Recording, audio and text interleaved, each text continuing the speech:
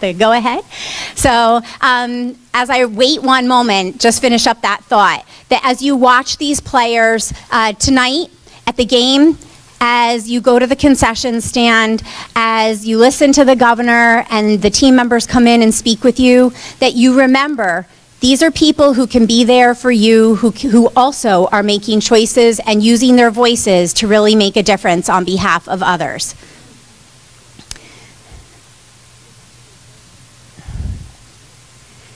Okay, and now it is truly my pleasure to introduce to you Hugh Weber, who is the president of Prudential Center, Ken Danico, the New Jersey Devils in-game analyst,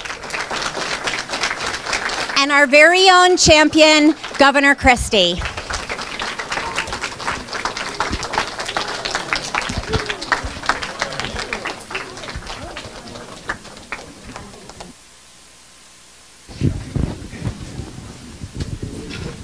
All right, well, good afternoon, everybody. Thank you for being here. Really appreciate you coming, appreciate the partners I have standing with me.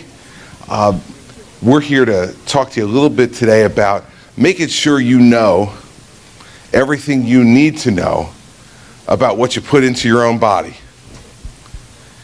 You know, we all at times have to go to the doctor, and that's a good thing. Make sure we go to the doctor, we get treated the right way, make sure that the doctor does everything they can to keep us healthy. But sometimes, you know, doctors will prescribe things to, especially our parents, that we think, well, if a doctor gave it to my mom and dad, you know, it must be safe. And it's not always safe for you if it's safe for your mom and dad. And so sometimes when they might have an operation or they might get hurt and they get some prescriptions from the doctor to help them with their pain, you might think, well, it's okay if a doctor gave it to my mother and father for me to try it. It's not. And it's not because, one, it's not supposed to be for you, and drugs that are safe for your mother or father may not be safe for you. But second, those drugs can stay with you for a long time. And so the first thing you have to know is to know what you're putting in your own body and to understand what it can do to you. Second thing to know about is to, with your friends at school, is to make sure that if they try to give you something, that you know what they're giving you. And there's no reason for you to take something, you know, like a pill from your friends at school, even if they say it's okay for you. You should only be doing any of that stuff with your parents' permission, with your parents knowing what you're doing. And the last thing, and I'll let Ken talk too about what he knows about all this, is third, you need to kind of know what signs to look for if your friends are in trouble. And if they're in trouble with drugs, with prescription drugs, you'll see signs. You know, they'll start, maybe if they were good students in school, they start doing worse. Their grades aren't as good. Maybe they're falling asleep in class and they're not paying attention. Maybe they used to be really nice, but now they're not so nice anymore. And they get angry quickly. Sometimes they get in fights. You see them if they're not showing up at school when they used to come to school every day. You know, that's not, if you go and try to get some help for a friend, that's not telling on a friend, that's trying to help a friend. And the first thing you should do is ask them if they're okay. And if you're not convinced, then you need to talk to your mom or dad, or you need to talk to your teacher about being concerned, because those folks could be having problems and they don't even really know it themselves yet. You know, we need to help each other, because in the end, these pills that people take for pain can really be addictive. And what that means is, once you start taking them, you can't stop. And when you can't stop taking them, they start to affect your body and they start to affect your brain. And lots of bad things can happen when you do that. And so it's about first knowing what you're putting in your own body. Second, knowing what those things will do to you. And then last, if it's not about you and it's about a friend, getting help for a friend. And telling an adult when you're concerned about a friend. And that's okay to do, because those people who are having trouble need help. And if you're wrong and they're not having any trouble, then there's nothing to worry about. If you're wrong, that's okay. But letting somebody continue to look and act differently is something that as a friend you should be concerned about. Because in the end, what all of you need to be concerned about for yourselves is your own health. The health of your body and the health of your brain. And these pills can definitely hurt both. And we don't want to see you hurt. You're here today because we want you to know that we care about you. And we love you. And we want you to be the best you can possibly be. We want the same things that your mom and dad want for you. Is whatever job you're thinking about you want to do in the future, whatever college you may think you might want to go to, whatever career you might want to think now you might want to have, we want you to be able to choose. And for you to make the choice, your body and your brain have to be healthy. And there are no drugs worth giving away your body and your brain. Definitely not. And so we want you to be healthy, we want you to be safe. Ken, my friend Ken Danico here, they told you he's a radio commentator and TV commentator for the Devils. I have a face for radio. They put me on TV. TV commentator for the Devils, but I'm old enough to remember that he was a great player for the Devils too. And if you go into the arena and you look up at the top of the arena, you'll see his name and his number is retired by the Devils because he was one of the greatest players who ever played for the Devils. He's a great hockey player. And not only was he a great hockey player, he was tough. He still looks tough. But he was really tough back then when we were both a little bit younger. And so he knows what it's like to play sports and to be in pain and to hurt sometimes when you get an injury. And he knows how to talk to you about all that stuff. So that's why we asked him to be here today. He wanted to be here with all of you. So I'll let Ken talk to you a little bit. Thank you, Governor. Much appreciated. And yes, all those, I appreciate the accolades. And I was very fortunate to play many years as a professional athlete and right here for our home team, the New Jersey Devils. But I will say, and it's public knowledge because and it's all relative, I've dealt with addiction and have been sober for the better part of 7 years now. Thank you. And yes, I'm very proud of that. So even though pills, opioids weren't exactly my thing, and for some reason, which is crazy, and I went through a lot of anxiety and pain and missing teeth and shoulders separated, I was scared of pills. And for having an addictive personality, which I did, and I was supposed to be this big, tough hockey player and have a lot of courage, and I had something beating me at the time, and this was well documented during my career, and it took me a lot of years to really face myself and understand that I go through the same problems as every person in this room or their family members, because we've all probably bily been touched by a family or by someone, if it's not directly ourselves, with addiction. And it is a disease, and it's a deadly disease, and it doesn't matter what it was. And I know, I mean, I'll make no bones about it, if I didn't get sober, I was going to die young, and no question in my mind. And I had a friend who I had no idea, he was working on Wall Street, was taking up to 30 pills a day, Vicodins, Percocets, all these things doctors do prescribe for pain. And I had no idea, and he came to me for help. And I was blown away because he wasn't a drinker like I was. He wasn't doing some of the same things I do, because it's almost a hidden thing at times, because you can hide it, you don't smell it. And he was going through a pure nightmare. I helped him go to the rehab that I went to, because it's all relative. Like I said, addiction's addiction, and it leads to some very dark places. So when I hear Governor Christie talk about, for you kids, being a leader and not a follower, even when I was a young age and left home to fulfill my dream of being a professional athlete, I followed too much. I was drinking with the older people. I was doing this, and it led me to some real bad problems along the way. And when I was able to help my friend, I was blown away how much in society and in his workplace and everybody around him was involved in painkillers and things like that. And that first pill, like he's talked about, if a kid says, try this, it's not going to hurt you, it's okay, you run from it. You get away, because it leads down to a path that I never believed I could go down with my alcohol. Was here I'm supposed to be this champion, this athlete, won Stanley Cups, part of great teams, and I was at the lowest part of my life many times, and it took me many years to get the amount of sobriety I've had now.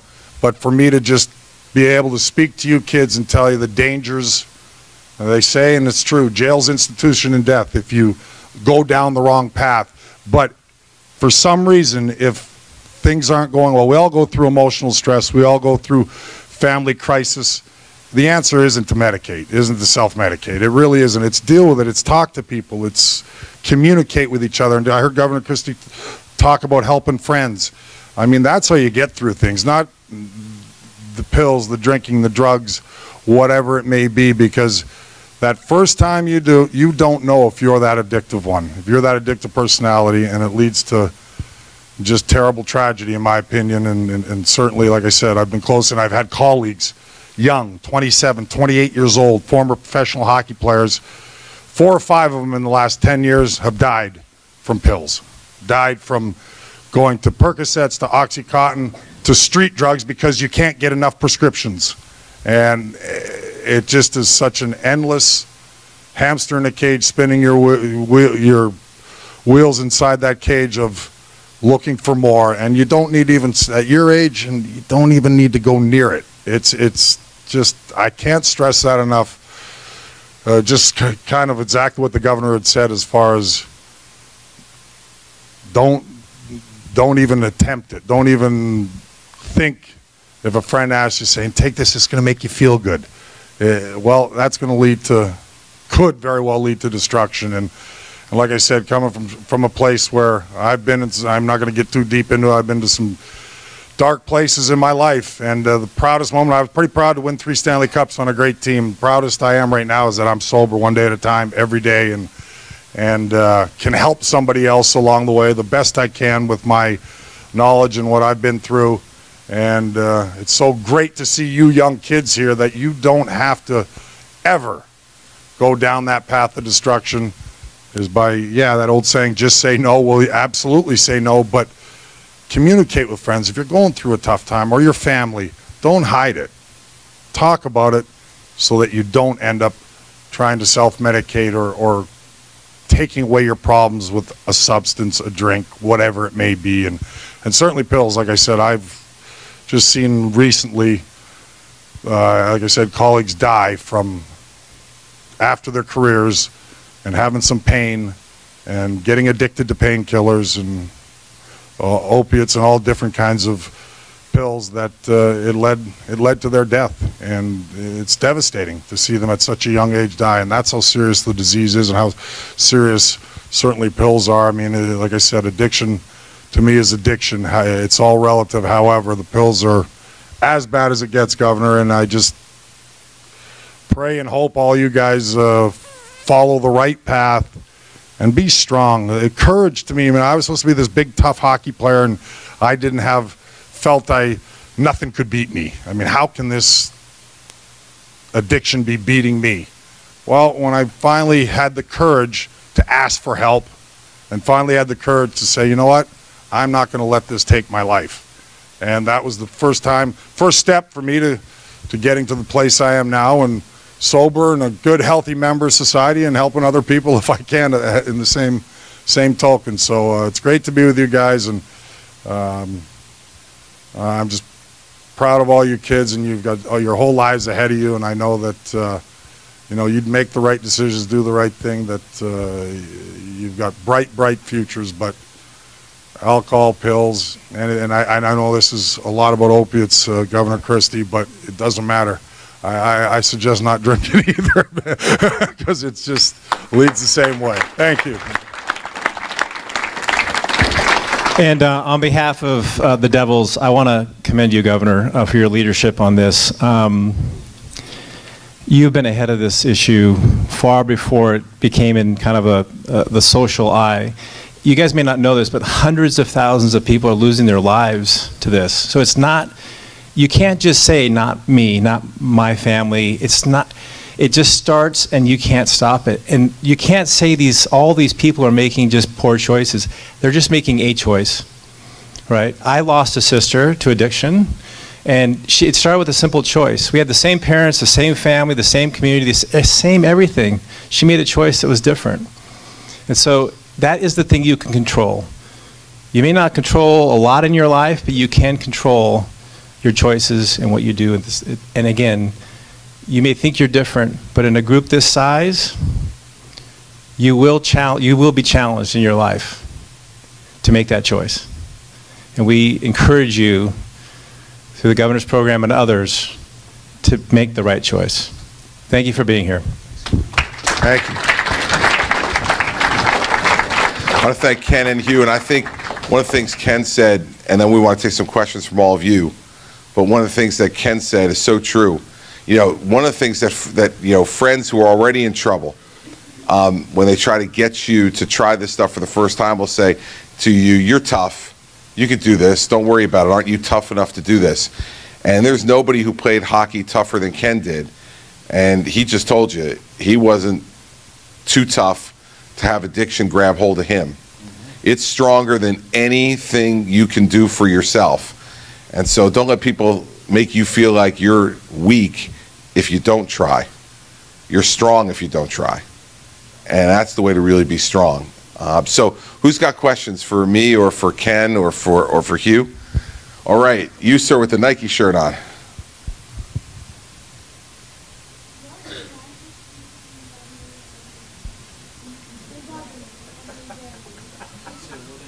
What inspired me to become the governor of New Jersey? Well, I only got 32 days left, so I gotta answer this while I can. You know, I was a prosecutor.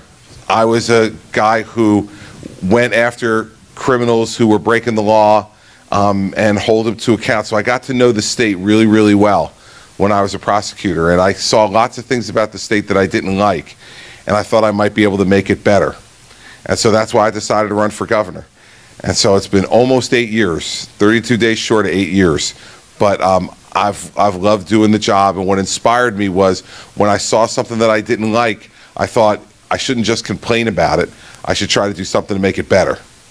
And I think no matter what you do, whether it's politics or whether it's sports, whether it's business, no matter what you decide to do with your life, if you see something you think is wrong, don't just talk about it. Try to fix it.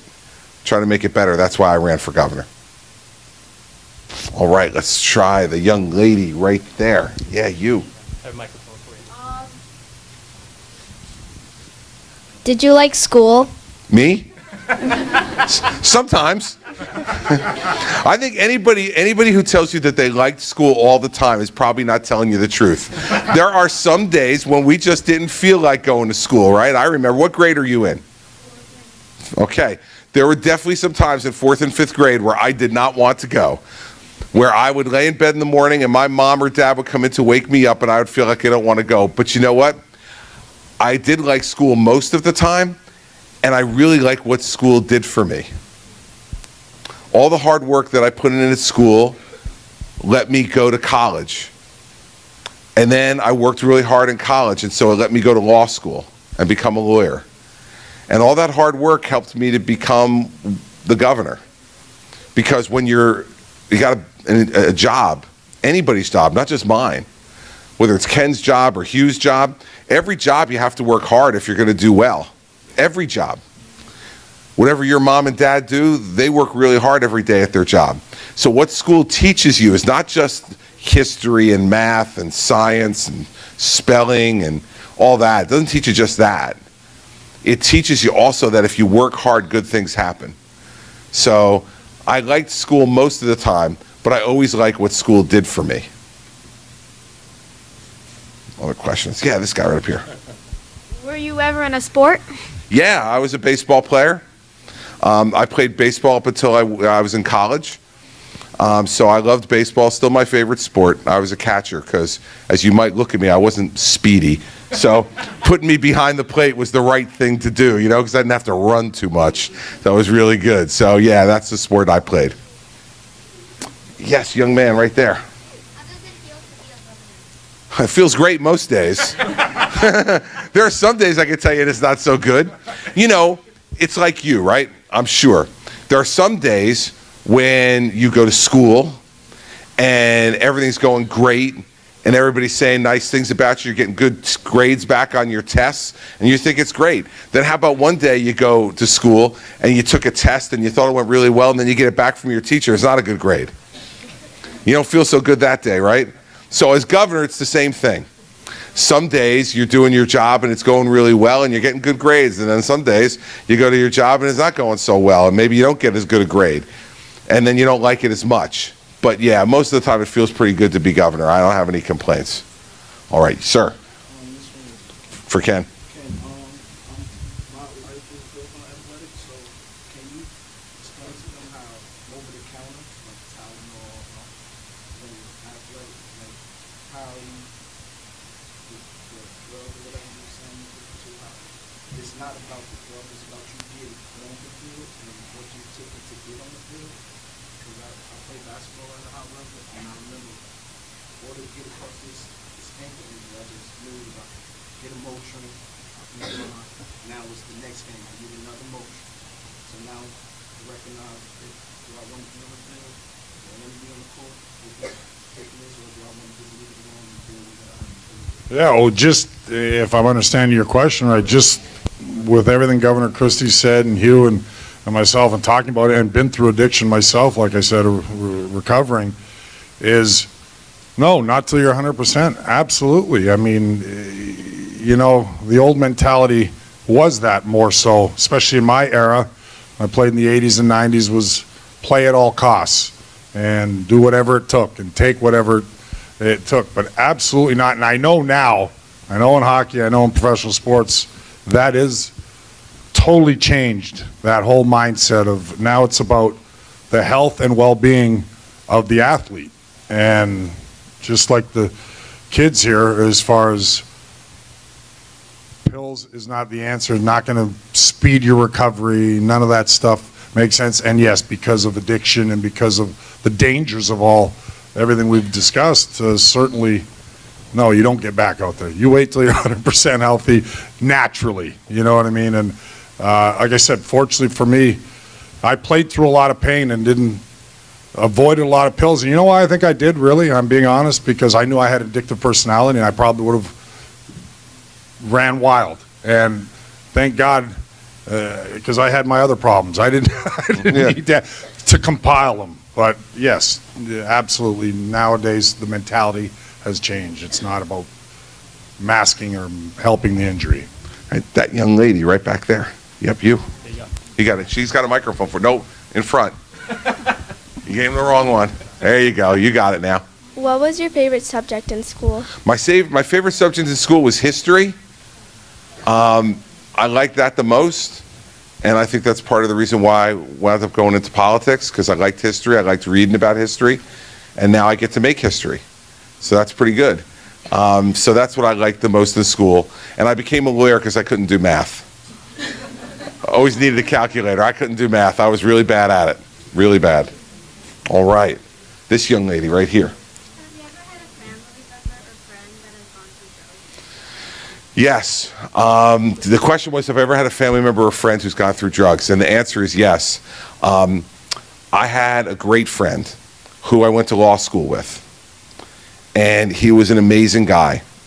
He was the editor of the Law Review, which is the biggest thing you can get in law school, the biggest honor. He had great grades. He was the first one of my friends in law school who got a job as a lawyer. He was the first one of us who became a partner in his law firm, which is one of the bosses. He married a beautiful woman who is a doctor. He had 3 beautiful daughters. He had a great house in New Jersey. He had a great big looking car and, had lots of money. He also was an athlete. He was a runner. He loved to run, long distance running. And one day he ran and he stepped wrong on the street, and he hurt his back. And so he went to the doctor because he said his back hurt and he couldn't get to work because it hurt too much. So the doctor gave him pills, Percocet. And he started to take them, and he couldn't stop. And it went on for 10 years where he was struggling with his addiction. And we all tried to help him and tried to help get him healthy and clean and sober like Ken is now. And he tried really hard. But his brain just couldn't stop using the drugs. And so when, it's now 4 years ago, when he was 52 years old, they found him dead in a motel room in West Orange, just up the road here, with an empty bottle of Percocet and an empty quart of vodka. And he had lost his house. He had lost his license to practice law. He didn't have a job anymore. His wife had gotten a divorce from him. And he wasn't allowed by the court to see his children. It was a horrible thing. And when I went to his funeral and saw his ex-wife and his 3 little girls sitting in the church and crying because their husband and their dad was now gone, it made me realize even more what this can do to you. See, this guy wasn't some drug addict who was hanging out on the corner in the city somewhere. He was a success. Like, you would have met him and thought, what a smart, handsome, successful guy. And he was a drug addict. And he couldn't stop. And so I miss him. He was a great friend for a long time, from when we were in our mid-20s. And to lose him at 52 years old was a really hard thing for me, and still is, because he was a friend for almost 30 years. And I miss him still. And I wish I could have done something to help him. And so that's why it's so dangerous to start. Because you know what? He tried to stop, and his brain just wouldn't let him. And you don't know when you start the first time whether your brain's like that or your brain is different. And that's why it's so hard. So yeah, that's my friend. And I miss him. I miss him every day. He was a really good person. There was nothing wrong with him, by the way. He wasn't a bad person. He was a really good person who just made a bad choice, like Ken talked about. And that bad choice went much worse than he ever thought it would be. And remember, he started taking these pills because a doctor gave it to him. He thought he was doing the right thing. He didn't realize how he would react to it. So that's why you always have to be so careful. But yeah, that's my friend who I think about every day. And I miss him every day. And so do his little girls. He's got 3 little girls, who one's in college and 2 are in high school. And they miss him. I know they miss him every day. They miss their dad. And Governor Christie, just to add to that, why you kids have such a great opportunity, in my opinion, because there's so much more knowledge now of the dangers of every drug and everything that's out there, whereas there probably wasn't as much knowledge, and that's why the doctors and everybody included were prescribing so many pills and things of that. Well, now, not only hearing from us, and everybody's been touched by a family member or somebody knows somebody with addiction, it's now we have the knowledge, so it's right in front of you to not start because of the dangers. And we didn't really, in the 80s, didn't know the dangers of it at the time. I will try that. It's okay. It's not okay anymore. Nope. And because we got all that knowledge now, and that gives you kids such a great opportunity to really understand exactly what not to put in your body. Yep, so true. All right. Let's go to that young lady right there on the aisle. What do you want to try and achieve these last few days of being the governor? You know, I always tell everybody around the state who asks me about, you know, what's it like in the last few days, I tell them, you're governor until you're not, right? So you get to be governor and do all the things a governor gets to do until you're not governor anymore, which will be 32 days. So all I want to do is keep doing my job. And every time I see an opportunity to make things better in the state, to continue to try to do that, like doing this today. This is really important for me to do, because if all of you folks in this room listen and you're able to stay away from these pills, and then I will have done a really great thing, because I bet there are future doctors and lawyers and athletes and folks who are going to work and build things and create things in this room And there might even be a future governor in this room if you stay away from this stuff. So as governor, I just keep trying to do everything I can do every day to make the state a little bit better. And then in 32 days, I get to take a nap for a couple of days before I go out. My wife told me I get 2 weeks at home until I have to go out and get another job. She can put up with me for about 2 weeks, then she's making me go home, go back out to work. But that's what I'll do. I'll try to keep doing the best I can every day. All right, how about this guy right here, brown jacket? Yeah. Do I want to feel younger? Every day, baby, every day. Every day I'd like to feel younger, but you know what? You make a trade. And I think Ken and Hugh probably agree with this. We don't feel as young as we used to be, but we're a lot smarter than we used to be, right? So when you get older, if things are going the right way, you get smarter. You heard this guy up here talk about what he was willing to do to get on the basketball court when he was younger, but he knows today that probably isn't the right thing to do. So when he was younger, he was stronger and he felt younger, but today he's smarter. And I'm definitely smarter than I was. And so feeling younger is a good thing, although I don't think there's much I can do about that now. I'm 55. I don't think I'm going to be feeling like I'm 30 anymore, no matter what I do. And if anybody tells you, by the way, that one of these pills is going to make you feel better, it's going to make you smarter, make you better, make you healthier, they're not telling you the truth. Because it won't. There's no magic pill that can make you feel younger or better. But I definitely feel smarter than I used to be. And seeing that I can't go backwards and get younger, I'll take smarter. And it looks like you're getting smarter every day too. I suspect you will. All right, the young lady all the way in the back row. Do you know the president? I do. I do know the president, yes. I was with the president on Monday. I went to a Christmas party at the White House. And I was with the president on Monday. Yeah, it was pretty cool. Yeah, it was all right. The White House looks good at Christmas time. Lots of Christmas trees. Lots of decorations. It's kind of fun. So I took my wife. Acted like a big shot. It was fun. All right. Yes, sir. Here. Well, I was going to say for you, what made you love hockey so much? What made me love hockey so much? Good question. Well, I grew up in Western Canada. Although I'm a transplant in Jersey now, I've been here 30 plus years. So this is my home, and I'm an American citizen and all that kind of good stuff. But I grew up in Western Canada, and when you were born, if you didn't have a pair of skates on, you didn't have a whole lot to do because it was cold. There was a lot of outdoor rinks, and hockey was a way of life and still is to this day in Canada, and I was no different. At 7 years old, I told my mother, not a word of a lie, 50 times a day that I was going to play in the National Hockey League, play professional hockey. And she used to pacify me and say, yeah, Kenny, sure. I don't think she really believed I was capable because even though she wanted to believe in her son, she knew it was very difficult. But hard work, perseverance, I was not the best player either. I was a guy that had a lot of heart, worked extremely hard to fulfill a dream. And that's what I wanted to do, but yes, Canada, it's all about hockey. It's a religion up there. Absolutely. But I bring up the 7-year-old and me reiterating to my mother and all that stuff because you really can achieve anything you want if you put enough work in, enough perseverance, and believing in yourself. And when you believe in yourself, you make right decisions about what Governor Christie's talking about is not putting bad things in your body. And certainly one pill is one too many, because it can lead to devastation, destruction, and maybe even death. All right, red shirt right there. No, him, not that guy over there. Yep. I think it's the same thing that Ken just talked about, right? It's hard work.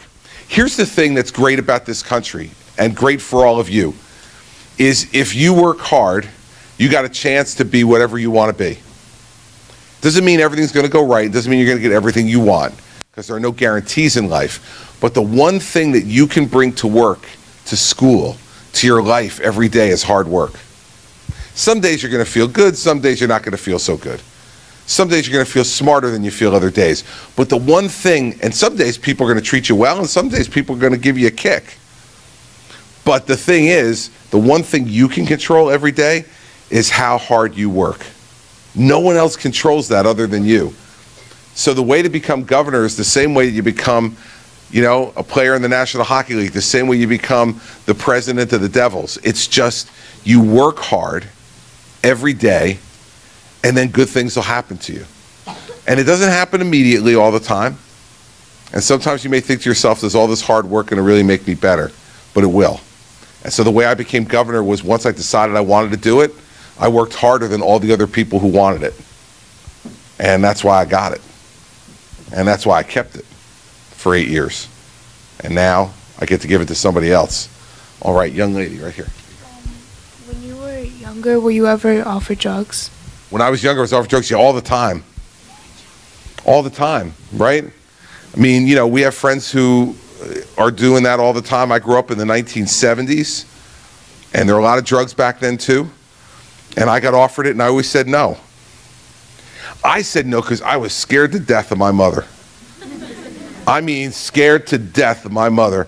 My mother was a tough, older Italian woman who was just scary. Scary. And I just kept thinking to myself when I would be tempted, because I'd be tempted, right? I'd see my other friends doing it, and I'd be tempted. And I just was scared of my mother. Like, if my mother ever finds out I do this, what she's going to do to me is going to be so bad that I can't even think about doing this. So what worked for me, and different things work for different people, but for me, it was fear. I just did not want to get caught. I didn't want, and I knew she was smarter than me. And I know if I try, she's going to catch me. And if she catches me, I don't even want to think about what's going to happen to me. And then when I got older, that was kind of like when I was your age and a little bit older. But when I got older then it was about my mother too, but different. I didn't want to disappoint her. After I got done being scared of her, and I got older and I understood her more, then I also didn't want to disappoint her. And I knew that if I did that, I would disappoint her. So yeah, I got offered all the time. And I think you'll all experience it. If you haven't already, you will. And, I said no because I didn't want to anger my mother, and I didn't want to hurt her and disappoint her. And so that's what got me to not say yes. And I'm really lucky that I didn't, because believe me, I made a whole bunch of other bad choices. It's not like we're standing up here and saying, we didn't make bad decisions. There's nobody in this room who hasn't made a bad decision. But if you don't make a bad decision about drugs, you're so much better off, because that bad decision can kill you. So you'll make other bad decisions. I've made plenty. Mine are all on the front page of the newspaper, so it's fine. You get to read about them all the time. All right, how about the young guy with the NY hat on back there? Yep, that's you.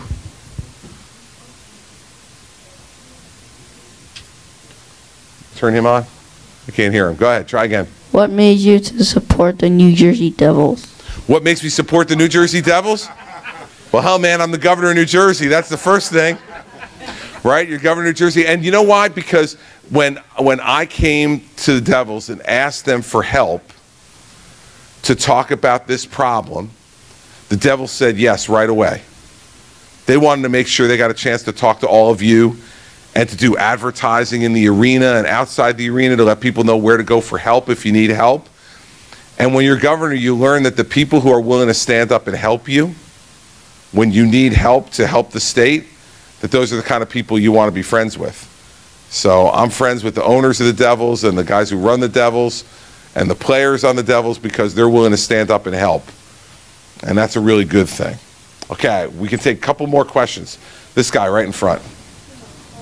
What do you think about? What do you think about net neutrality? Net neutrality? Damn, man. Where's the press? Wasn't he told on-topic questions only? What's going on? No, net neutrality.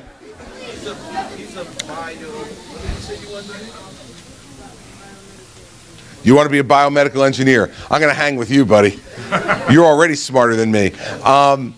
Net neutrality. For those who don't know what net neutrality is, it's the way you run the internet, and whether everybody gets the same access to the internet that the government regulates, or whether they can do different kinds of access for different places. I don't think the government should be involved in telling us how we run the internet. Like, let the people, everybody run the internet the way they think it should. So I'm not a big fan of net neutrality. It's not the top issue on my list, but I'm not a big fan of net neutrality, because I think the less we can have the government involved in things, the better off we are. And I'm from the government. Keep us out of things. You're better off. All right, I can take one more question. Let's do this young lady right in front of me. What did it take to be a professional hockey player? That one wasn't for me, Ken. I like that. What did it take to become a professional hockey player? Well, I think I touched on it a little bit earlier. I had a dream at your age, even younger, that was my goal. I heard somebody ask about school. I actually liked school, and I actually did pretty good in it, but I had to, because if I didn't, my mother said I couldn't go play my weekend tournaments, which my ultimate goal was to play my game, play my sport, the sport that I loved. But I believed in myself. I had the will, the drive, character, the heart to say that I can achieve something if I put my mind to it and I put the preparation and work my tail off. And that's exactly what I did. And as I became a teenager and hit about 16 years old, all of a sudden I thought maybe my dream could become a reality, because I was getting better. I was working hard to get there. And then I was drafted the original year. New Jersey moved here in 1982. And truth of the matter is, there was no cell phones, nothing. I get a call the day of my draft, and I pick up, my mother says, take this call, and I thought it was a friend playing a joke, because I didn't know I was going to be drafted. And they said, congratulations, you've just been drafted in New Jersey. I turned to my mother and I said, where's New Jersey? I had no idea. It was about 3,000 miles from where I lived, but I would have ran that 3,000 miles, because that New Jersey team, they didn't even have the team name yet. The Devils were giving me my opportunity to fulfill my dream, and lo and behold, I'm still very proud to be part of the state and giving back. And I also, Governor Christie talked about, to go a little bit off of, the hockey thing, is about, why we're here, and the Devils and the connection, and welcoming the cause with open arms. I mean, I got to tell you, when you're an athlete, you're so caught up in yourself and self, and yes, your team, and it's the ultimate goal to win championships. But since I've been through addiction and been through some hard times, I tell you, I have no better feeling in the world when I can deter one kid. If there's one kid near, I can deter, along with Governor and Hugh, to stay away from what we're all talking about today, and the dangers of opiates and any kind of addiction, alcohol, whatever it may be. Then it's all worth it. I'll tell you, my kids, I have two kids, an 18-year-old son and a 23-year-old daughter. They were little when I was winning Stanley Cups, and everybody's patting you in the back, giving you all the accolades. Well, the proudest day of my life, and the proudest for my kids, is now that their dad is there for them. He's sober. And because you affect so many people around you, you don't realize. You think it's just you. It's just you involved. It has tentacles. It touches everybody in your family, everybody around you, because their heart aches, and you worry them. And my kids, now that they're adults, tell me every day, they said, Dad, I care less about your 3 Stanley Cup championships, although I did like them. That was a lot of fun. I care that you're healthy, and you're sober, and you're living the right way, and I'm really there for them now. I was there for them, but not really. And that's where pills, where drinking, where everything can lead to, is if you, like Governor Christie said, your brain. Certain people, and a lot of them, we know addiction's prevalent everywhere. It hits everyone, not just this guy in the corner or the truck driver or the athlete. Or it touches all walks of life, and that's why we have to always give back and remember telling you guys the dangers of it. But fortunately, I was able to have a National Hockey League career along the way with some struggles. Absolutely.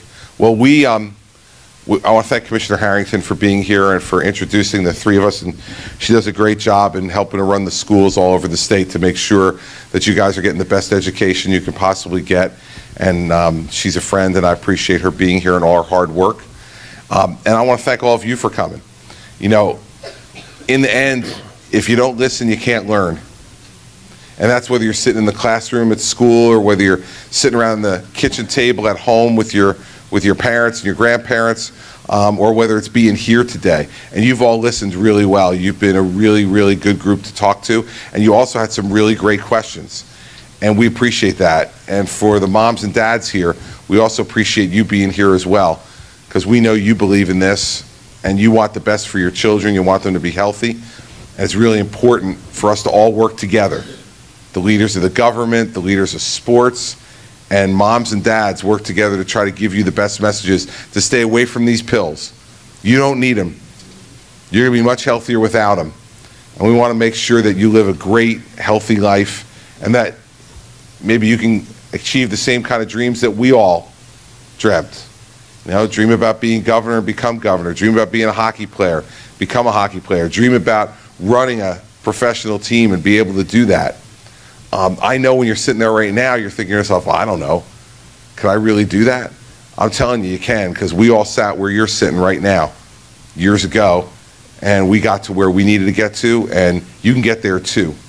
So thank you for giving us the chance to talk to you today. I want to thank the Devils for what they're doing, hosting us today, and all the work that they're doing to help us on Reach NJ. And we would love to thank you. All right. So, to commemorate today, Kenny, can you help me out? And all of your leadership, thank you so much. Hopefully this is a small token of our appreciation for all the work you're doing. Thank you. Appreciate it. Yep.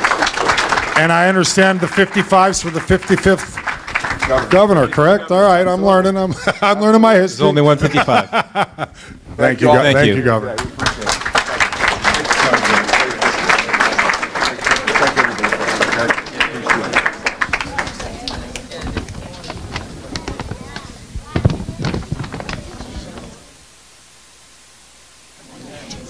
Really a pleasure. Thanks so much. Oh, no, not Thanks so much. All right, are you okay? Yeah, thank you so much.